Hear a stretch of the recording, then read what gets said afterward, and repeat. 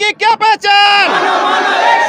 बाबा साहब अमर रहे, बाबा साहब अमर रहे, बाबा साहब अमर रहे, भारतीय संविधान अमर रहे। हमारा संविधान बनाया था और इन्होंने ही हमें बौद्ध धर्म के बारे में बताया था कि बौद्ध धर्म क्या है और हमें इन पाखंडवाद से हमें दूर किया था कि क्या असलियत है और क्या हम लोग को करना चाहिए, कैसे रहना चाहिए और हमारे हक के लिए हमें लड़ना सिखाया था। अगर हम प्रतीकों की बात करें, क्योंकि आज बहुजन समाज के लोगों ने अपने घरों में प्रतीकों का परिवर्तन किया, जैसे कि उनके घर में देवी देवताओं की तस्वीरें होती थी, मूर्ति होती थी, उनको बाहर निकालकर उन्होंने बाबा साहब या बहुजन महान पुरुषों या महाकर्ण तथागत बुद्ध को रख दिया।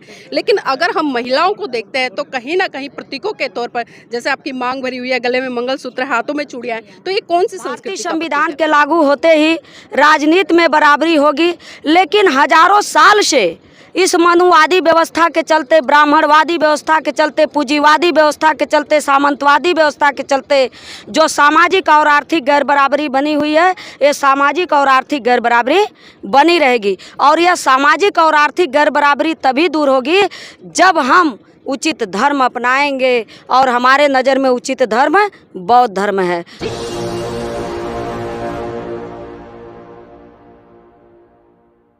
नमस्कार, आप देख रहे हैं एनबी न्यूज़ 24x7 नीलम बौद्ध के साथ। और साथियों, जिस तरह से हम देख रहे हैं कि भारत देश के कोने कोने में आजकल बौद्ध सम्मेलन की भरमार हो रही है, क्योंकि कहीं ना कहीं भारत की जो अच्छी और सच्ची धरोहर है उसको लौटाने के लिए जो बौद्ध धर्म के लोग हैं या बौद्ध धर्म के अनुयायी हैं या बौद्ध भिक्खु हैं, वो बहुत बड़े स्तर पर काम कर रहे हैं। और इसी कड़ी में आज हम पहुँचे उत्तर प्रदेश के आजमगढ़ में, जहाँ पर कि भंते चंद्रिमा जी के नेतृत्व में आज एक विशाल महासम्मेलन होने जा रहा है। यहाँ पर तमाम उपासक उपासिकाएं आए हैं, उनसे जुड़ने का प्रयास करेंगे और जानना चाहेंगे कि आज वर्तमान समय में जो धर्म है उसको किस तरह से देखते हैं। आपका नाम क्या है?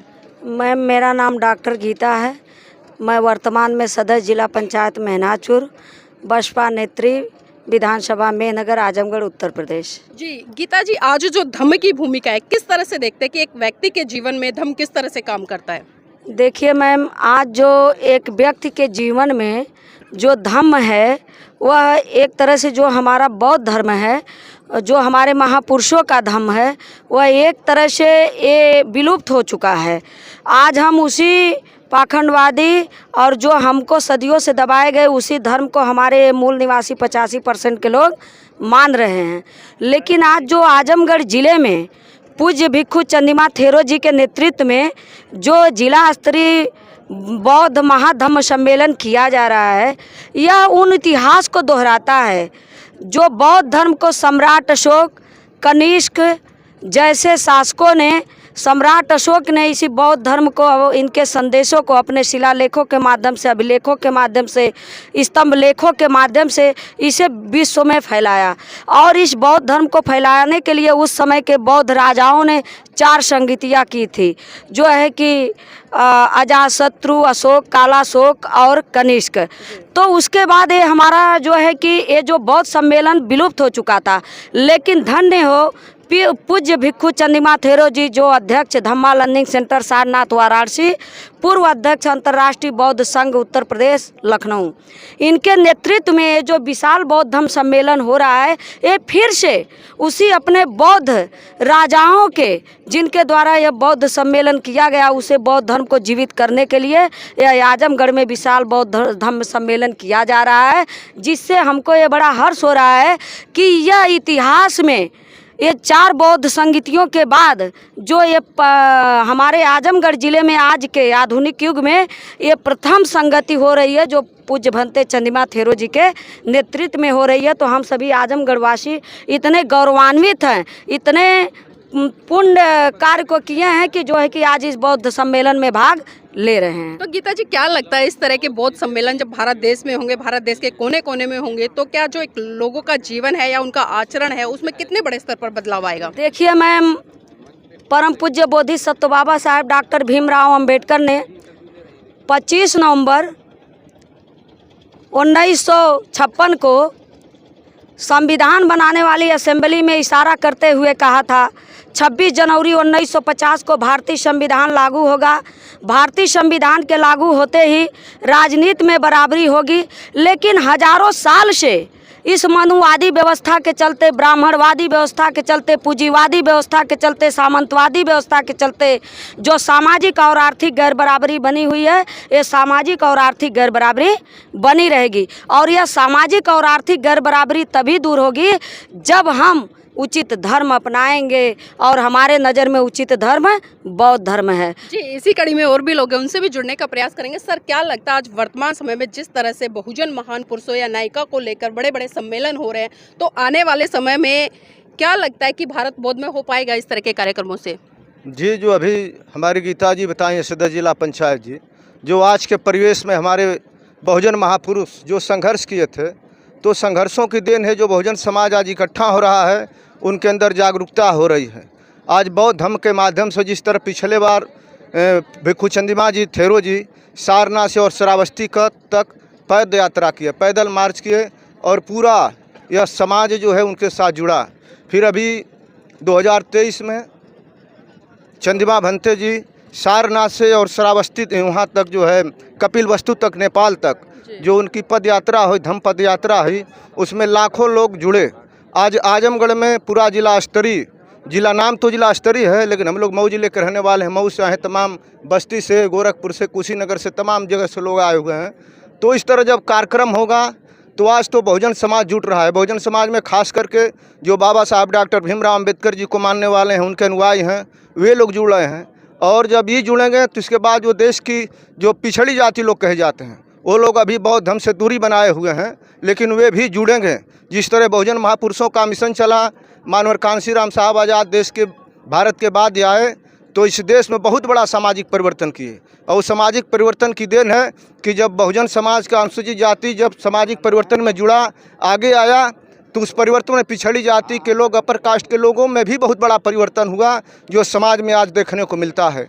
तो हमारे महापुरुषों ने जो संघर्ष किया था, उस संघर्ष की देन है कि यह जो आप देख रही हैं, और पूरे भारत में ऐसे अपने लोग पढ़ लिख करके आगे आ करके और धर्म कारवां को आगे बढ़ा रहे हैं, और धर्म के माध्यम से बहुत बड़ा परिवर्तन होने वाला है। जी, तो देखिए जिस तरह से यहाँ पर हमने बात की, और खासकर मैं बात वो कोट करूँगी परम पूज्य बाबा साहब की, 1956 में जिस तरह से परम पूज्य बाबा साहब ने हिंदू धर्म छोड़कर बौद्ध धर्म की शरण ली, और खासकर इस भारत देश के लोगों को एक संदेश दिया कि करुणा, मैत्री, भाईचारे का संदेश देते हुए एक ऐसे धर्म को फॉलो करें जिससे कि मानव कल्याण होगा। लेकिन आज विडंबना है कि भारत देश में जो धर्म जन्मा, पनपा, आज वो उसकी जो एक रूपरेखा है, या कहेंगी कि उसका जो वर्चस्व है, आज वो भारत में बहुत कम देखने को मिलता है। कहीं ना कहीं हम देख रहे हैं कि एक दूसरी संस्कृति में जो लगातार हिंदू राष्ट्र की बात करती है।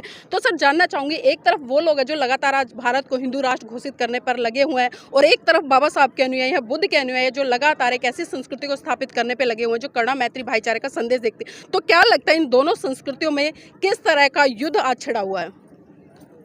सबसे पहले तो मैं ये बताना चाहूँगा कि जो आज की स्थिति और परिवेश चल रहा है, जिसमें हम सभी लोग बटे हुए हैं, और कुछ मनुवादियों की वजह से जो है हम 85% को जो है एक दूसरे से जो है किसी न किसी कारण से जो है मतभेद करके जो है बांट दिया गया है। तो ये जो धर्मचारिका हो रही है 2500 साल पहले हुई थी, उसके बाद जो है इस आजमगढ़ की धरती पे जो है पहली मर्तबा यहाँ पे जो है 10-20 नहीं जो है लाखों की तादाद में आप देख रही हैं, जो है पूरा ग्राउंड भरा हुआ है। अभी हमें लगता है कि आधी संख्या आई हुई है, और अभी जो है रास्ते में जो है पूरी संख्या जो है रुकी हुई है। कई सभी लोग जो है किसी न किसी माध्यम से आ रहे हैं, और आपके चैनल के माध्यम बहुत बहुत साधुवाद आपको देना चाहेंगे, क्योंकि आप जो है दिल्ली से चल के यहाँ पे आई हुई हैं जो है। और ये जो संख्या है, मैं आपको बताना चाहूँगा जो है कि ये ना ही पैसे दे के लाया गया है, ना ही कुछ दे के लाया गया। ये स्वेच्छा से अपने मान, सम्मान, स्वाभिमान, अपने हक और अधिकार के लिए, अपने सम्मान को बचाने के लिए ये सारे लोग जो है पूरे जनपद से नहीं जो है जनपद से सटे हुए जितने भी और जनपद के लोग हैं, जैसे बनारस हो गया, आपका गाजीपुर हो गया, मऊ हो गया, जौनपुर हो गया, इस तरह से सभी लोग जो है यहाँ पे पहुँचे हुए हैं। और इस धर्म का एक ही संदेश है कि मानो मानो एक समान। बहुत बहुत धन्यवाद। यहाँ पर कुछ महिलाएं भी हैं, उनसे भी जुड़ने का प्रयास करेंगे और जानना चाहेंगे कि आज उनके जीवन में धर्म का क्या महत्व है। आपका नाम क्या है? जी पूनम। पूनम जी कहाँ से आए हैं? हम आए हैं मेहनगर से। अच्छा, तो जानना चाहूँगे, आपने पंचशील का पटका पहना, सफ़ेद वस्त्र हैं, आप बौद्ध हैं या हिंदू हैं? नहीं, हम बौद्ध हैं। आप बौद्ध हैं? पहले से ही बौद्ध हैं या अभी बने हैं? नहीं, पहले से हैं। बचपन से? जी। मतलब विवाह कैसे हुआ था? विवाह हमारा तो बौद्ध धर्म से ही हुआ है। बौद्ध धर्म से। तो घर में जो तमाम संस्कार है वो बौद्ध रीति से होते हैं या अन्य? जी जी। आपका नाम क्या है? चंदा देवी। चंदा देवी, जानना चाहूँगी, बौद्ध हैं या हिंदू हैं? नहीं, बौद्ध है। बौद्ध हैं। अच्छा, एक चीज़ जानना चाहूँगी, बौद्ध धर्म में अगर हम प्रतीकों की बात करें, क्योंकि आज बहुजन समाज के लोगों ने अपने घरों में प्रतीकों का परिवर्तन किया, जैसे कि उनके घर में देवी देवताओं की तस्वीरें होती थी, मूर्ति होती थी, उनको बाहर निकाल कर उन्होंने बाबा साहब या बहुजन महान पुरुषों या महाकर्ण तथागत बुद्ध को रख दिया। लेकिन अगर हम महिलाओं को देखते हैं तो कहीं ना कहीं प्रतीकों के तौर पर, जैसे आपकी मांग भरी हुई है, गले में मंगलसूत्र, हाथों में चूड़ियाँ हैं, तो ये कौन सी संस्कृति का प्रतीक है? ये तो मतलब एक संसारी है, उसके लिए हम लोग इस संसार के दिखावटी में हम लोग को भी चलना, लेकिन हमारा धर्म जो बौद्ध है। लेकिन संसार में तो ये भी रह रहे हैं। लेकिन हम जो है अभी कई कैटेगरी पे हैं, इसलिए हम स्थापन कर लेना। लेकिन दूसरे लोग जब आपको देखते हैं तो कहीं ना कहीं जो 16 श्रृंगार की बात होती है, साजो श्रृंगार की बात होती है, वो हिंदू धर्म में होती है कि 16 श्रृंगार मतलब महिलाओं के लिए एक तरह से पवित्र माना जाता है। लेकिन आप तो लोग बौद्ध है और बौद्ध हमेशा समानता की बात करता है, इक्वलिटी की बात करता है, तो आपको लगता नहीं है इन चीज़ों का त्याग कर देना चाहिए? त्याग करना है, हमको करना है, हम त्याग करेंगे, बदलाव भी कर देंगे हम। जी, कब तक कर रहे हैं बदलाव? बस अब ये हमारा यहीं से शुरू हो गया है बदलाव। चलिए, इनके लिए बहुत बहुत धन्यवाद। और जिस तरह से कहा है कि हम बदलाव की तरफ बढ़ रहे हैं और बदलाव भी बहुत बड़े स्तर पर करेंगे। माता जी, क्या नाम है? हमारा नाम सुभवता नाम है। कहाँ से आए हैं? गढ़ा पर से। तो आज इस कार्यक्रम में आए, क्या सोच कर आए हैं? अब सोच के यह अली है अपन देखा है, अली है अपन अथुआ वाला समझता और देखने आए हैं। हाँ दाऊ। तो माता जी देखने आई हैं कि अपने लोग हैं और उन्हें सुनने का मौका मिलेगा। आपका नाम क्या है? जी निशा। अनिशा जी, कहाँ से आए हैं? जी पलना से। जी, तो आज ये इतना भव्य कार्यक्रम हो रहा है और आपने सफेद वस्त्र भी डाले हैं, तो जानना चाहूंगी आप कौन से धर्म को फॉलो करते हैं? बौद्ध। बौद्ध धर्म को। बौद्ध धर्म में कुछ विशेषताएं क्या है, कुछ खूबियां बताइए हमारे दर्शकों को। चलिए, थोड़ा शर्मा रहे, अभी बोलने में ज़्यादा सक्षम नहीं है। आपका नाम क्या बेटा? नव्या। आप पढ़ते हो? जी हाँ, कौन सी क्लास में? 8। तो अच्छा, यहाँ पर क्यों आए आप आज? हम यहाँ पे धम्म सम्मेलन देखने आए हैं, बौद्ध धर्म जहाँ पे हो रहा है। जी, तो आज यहाँ पर आए हो, पहली बार इतनी भीड़ देख रहे हो, लोगों को देख रहे हो, तरह तरह के लोग आए, तो कैसा लग रहा है? बहुत अच्छा लग रहा है। बाबा साहब के बारे में कुछ सुना है? हाँ, क्या सुना है, बताएं। बाबा साहब ने हमारा संविधान बनाया था और इन्होंने ही हमें बौद्ध धर्म के बारे में बताया था कि बौद्ध धर्म क्या है, और हमें इन पाखंडवाद से हमें दूर किया था कि क्या असलियत है और क्या हम लोग को करना चाहिए, कैसे रहना चाहिए, और हमारे हक के लिए हमें लड़ना सिखाया था। जी बिल्कुल। तो देखिए, कहीं ना कहीं आज बहुजन महान पुरुषों को अगर बच्चे पढ़ते हैं तो एक बहुत बड़े स्तर पर बदलाव आता है, और उसी कड़ी में कहीं ना कहीं आज जो पेरेंट्स हैं उनकी ये नैतिक ड्यूटी बनती है कि वो अपने महान पुरुषों से इन बच्चों को रूबरू कराए, क्योंकि आने वाली पीढ़ी रूबरू होगी तो बहुत बड़े स्तर पर क्रांति आएगी। धर्म की क्या पहचान? बौद्ध धर्म की क्या पहचान? तथागत बुद्ध की करुणा हो। संविधान जिंदाबाद।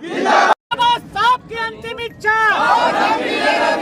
बाबा साहब की अंतिम इच्छा, तथागत बुद्ध की करुणा हो। सम्राट अशोक अमर रहे, सम्राट अशोक अमर रहे। बौद्ध धर्म की क्या पहचान? बौद्ध धर्म की क्या पहचान? बाबा साहब अमर रहे। भारतीय संविधान जिंदाबाद, जिंदाबाद, जिंदाबाद। भारतीय संविधान जिंदाबाद, जिंदाबाद।